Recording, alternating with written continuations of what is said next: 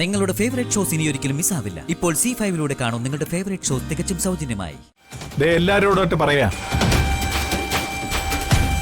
ജഗനെ ഞാൻ എന്റെ മരുമകനായിട്ട് സ്വീകരിക്കാൻ തീരുമാനിച്ചു. അവളെ ധീരയാക്കുന്നത് ആ താലിയുടെ തിളക്കമാണ്. മോളെ, നിന്റെ കഴുത്തിൽ ജഗൻ താലി കെട്ടിയത് നിന്നോടുള്ള പൂർവ്വ വൈരാഗ്യം കൊണ്ടൊന്നുമല്ല, നിന്നെ ചതിക്കാനുമല്ല. അപ്പോ അതിന് ഒരേ ഒരു കാരണമേ ഉണ്ടാകൂ, ഇഷ്ടം. നിന്നോടുള്ള അതിര് കവിഞ്ഞ ഇഷ്ടം. അത് നീ കാണാതെ പോയാൽ ദുഃഖിക്കേണ്ടി വരുമോളെ, ഒരായുഷ്കാലം മുഴുവൻ. പറയുന്നതുകൊണ്ട് മോൾക്ക് വിഷമം തോന്നരുത്. ആരുടെയോ ഒരു കുഞ്ഞിനെയും വളർത്തി ആരോ കെട്ടിയ ഒരു താലിയെ ഒളിപ്പിച്ച് മകള് നിൽക്കുമ്പോ ആ മകളുടെ അച്ഛൻ ചിരിക്കാൻ മറന്നുപോയാ പിന്നെ ഒരിക്കലും ആ ചിരി കാണാൻ കൊതിക്കരുത്. ഇങ്ങനെ വിളിക്കാൻ ഇനി അധികം നാളുണ്ടാവുമെന്ന് അച്ഛൻ അറിയില്ല. അത്രയ്ക്ക് ഭാരമുണ്ട് നെഞ്ചില്. അച്ഛൻ മരിച്ച് ചെതയിലേക്ക് എടുക്കുമ്പോ എത്ര വലിയ ചന്ദനം മുട്ടിയിട്ട് കത്തിച്ചാലും അച്ഛന്റെ നെഞ്ചിന്റെ ഒരു ഭാഗം മാത്രം കത്തിത്തീരാതെ അങ്ങനെ കിടക്കും. അത് അച്ഛന്റെ ഏറ്റവും പ്രിയപ്പെട്ട മോളെ കുറിച്ചുള്ള സങ്കടങ്ങളായിരിക്കും. എന്നോട് ക്ഷമിക്കണോ അച്ഛാ? ഞാൻ അച്ഛന്റെ മകള. ബിഷപ്പിനേക്കാളും മറ്റെന്തിനേക്കാളും വലുത് ആത്മാഭിമാനമാണെന്ന് എന്നെ പഠിപ്പിച്ച മാധവന്നാരുടെ മകള്. ആ മകള് അച്ഛൻ പറയുന്നത് എന്തും അനുസരിക്കും.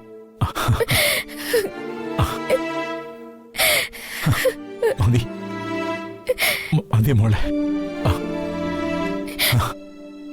അച്ഛന് സന്തോഷമായി. ഒരുപാട് സന്തോഷമായി.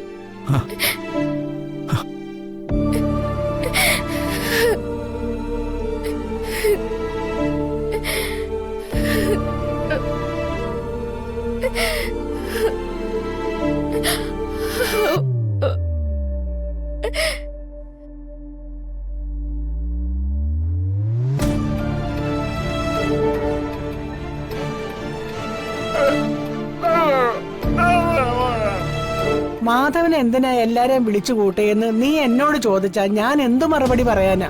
മാധവനോട് ചോദിക്കേ. അല്ലേലും ഈ വീട്ടിൽ സഭ കൂടുന്നതിനൊരു കുറവില്ലല്ലോ. അതിരാവിലെ എല്ലാരെയും വിളിച്ചുണർത്തിയത് ഒരു പ്രധാനപ്പെട്ട കാര്യം പറയാനാ. സംഭവിക്കാൻ പാടില്ലാത്തൊക്കെയാണ് ഈ വീട്ടിൽ സംഭവിച്ചുകൊണ്ടിരിക്കുന്നത്. ഇപ്പോഴത്തെ പ്രശ്നം എന്താണെന്ന് ഞാൻ പ്രത്യേകിച്ച് എടുത്ത് പറയേണ്ട കാര്യമില്ലല്ലോ. ഒരാള് ഈ വീടിന്റെ മുറ്റത്ത് ഇന്നലെ മുതൽ നിൽക്കാൻ തുടങ്ങിയതാ. അച്ഛൻ പറഞ്ഞു വരുന്നത് എനിക്ക് എന്താണെന്ന് മനസ്സിലായി. ഇനി ഇതിങ്ങനെ വിട്ടാ പറ്റില്ല. മനുഷ്യനെ മാനം കെടുത്തുന്നതിനൊക്കെ ഒരു പരിധിയില്ലേ? ഇനിയും അവൻ ഈ മുറ്റത്ത് കിടന്ന് ഷോ കാണിച്ചാല് മാധവൻ നായർ കാൺമക്കളില്ലെന്ന് നാട്ടുകാർ പറയും. വീട്ടിൽ കയറി ചെറ്റത്തരം കാണിച്ചിട്ട് സത്യാഗ്രഹം നടത്തുന്നോ? രാഷ്ട്രീയക്കാരനാണെങ്കിലേ അതവന്റെ കൈ വെച്ചാ മതി. ഇന്നത്തോടെ ഞാൻ തീർത്തു കൊടുക്കും.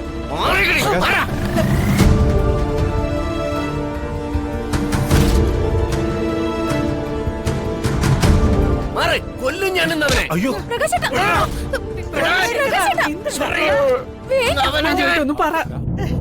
ഇവിടെ ചിലർക്കൊക്കെ അവൻ മച്ചാനും മച്ചമ്പിയായിരിക്കും. എനിക്കൊരുത്തനൊരു വിഷയമല്ല. അവനെ മതി. എല്ലാരോടൊട്ട് പറയാ, ജഗനെ ഞാൻ എന്റെ മരുമകനായിട്ട് സ്വീകരിക്കാൻ തീരുമാനിച്ചു.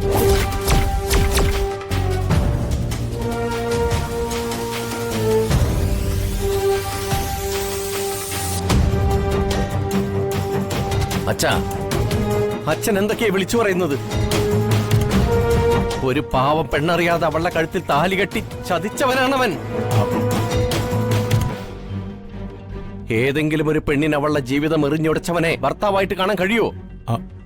മോനെ, കഴിഞ്ഞതൊക്കെ കഴിഞ്ഞു. ഇനി അതിനെ ചൊല്ലി ചർച്ച വേണ്ട. ഈ വീട്ടിലെ കുടുംബനാഥനാണ് ഞാൻ. ഇന്നലെ ഞാൻ ഉറങ്ങിയിട്ടില്ല.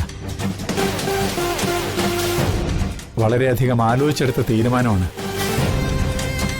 ജഗനെ മരുമകനായി അംഗീകരിക്കുക എന്നത്. കേട്ടില്ലേ? ആർക്കും ഇവിടെ അഭിപ്രായങ്ങളൊന്നുമില്ലേ? ജരാനരകൾ ബാധിച്ചപ്പോ അതച്ഛന്റെ സ്വബുദ്ധിയെ പോലും ഇല്ലാതാക്കിയെന്ന് ഞങ്ങൾ ആരും കരുതിയിട്ടില്ല. പ്രകാശ, ഈ കാര്യത്തിൽ തീരുമാനമെടുക്കേണ്ടത് അച്ഛനല്ല, വന്ദനയാ.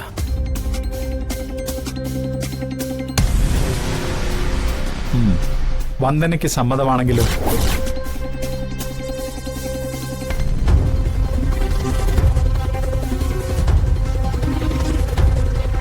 വന്ദനയോടും ചന്ദ്രയോടും ആലോചിച്ച് തന്നെയാ ഞാൻ ഇങ്ങനെ ഒരു തീരുമാനം എടുത്തത്.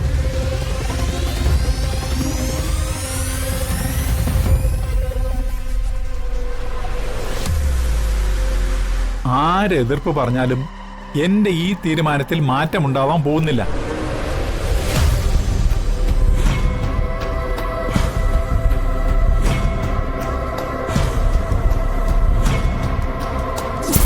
തനിക്ക് ഈ ജന്മം ജഗനെ വേണ്ട എന്ന നിലപാടിൽ വന്ദനയെ ഉറപ്പിച്ച് നിർത്തണം. സഹോദരനായി ഞാൻ മനസ്സ് വെച്ചാൽ അത് നടക്കും. എനിക്ക് ജഗനെ തിരിച്ചു കിട്ടിയാൽ മതി. വന്ദനയുമായി യാതൊരു ബാധ്യതയില്ലാത്ത തരത്തിൽ ജഗനെ ഞാൻ തിരിച്ചു തന്നേക്കാം.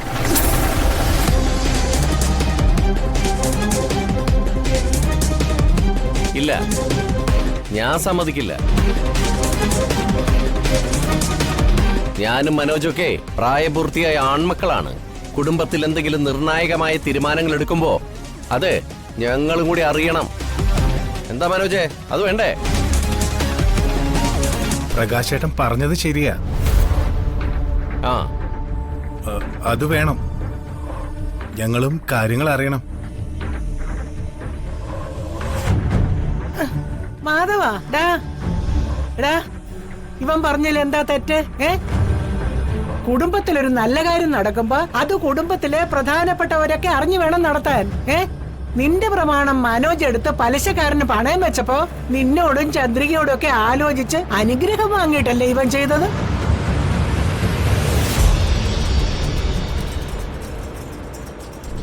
പിന്നെ പ്രകാശൻ, അവൻ വസ്തു വാങ്ങിയതും വീട് വെക്കാൻ അഡ്വാൻസ് കൊടുത്തതും ഒക്കെ നിന്നോടും ചന്ദ്രികയോടും ഒക്കെ പറഞ്ഞിട്ടല്ലായിരുന്നോ?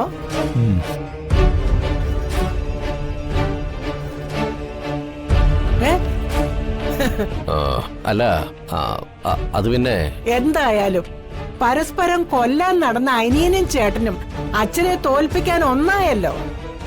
സന്തോഷം. ഡൗൺലോഡ് ചെയ്യൂ C5 ആപ്പ്. കാണൂ എല്ലാ എപ്പിസോഡുകളും സൗജന്യമായി.